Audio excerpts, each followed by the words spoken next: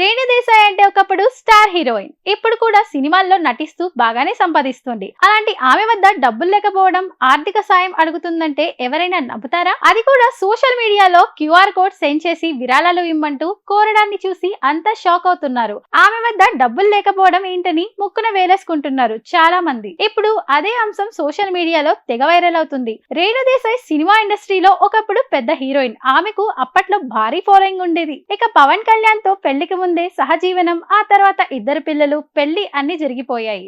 కానీ విడాకులు తీసుకోవడానికి కూడా ఎక్కువ సమయం పట్టలేదు. అప్పటి నుంచి పిల్లలను చూసుకుంటూ ఆమె జీవితం గడుపుతోంది. విడాకులు తీసుకున్నా సరే తన పిల్లలకు ఎలాంటి లోటు లేకుండా చూసుకుంటున్నారు పవన్ కళ్యాణ్. ఇక రేణు దేశాయ్ మాత్రం తనకు పవన్ కళ్యాణ్ అన్యాయం చేస్తున్నాడంటూ ఎన్నో ఇంటర్వ్యూల్లో చెప్పింది. అప్పటి నుంచి పవన్ కళ్యాణ్ విషయంలో రేణు దేశాయ్ పేరు ఏదో ఒక రకంగా వినిపిస్తూనే ఉంది. ఇప్పుడు రాజకీయాల్లోకి రేణు దేశాయ్ పేరు మరింత ఎక్కువగా వినిపిస్తుంది. అయితే ఆమె పవన్ కళ్యాణ్ కు వ్యక్తిగతంగా సపోర్ట్ చేయకపోయినా రాజకీయంగా మద్దతు ఇచ్చింది. ఆయనకు ఓటేసి గెలిపించాలని కోరింది.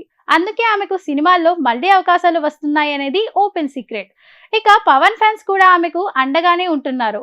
ఇలాంటి సమయంలో రేణు దేశాయ్ చేసిన ఓ పోస్ట్ సంచలనంగా మారింది.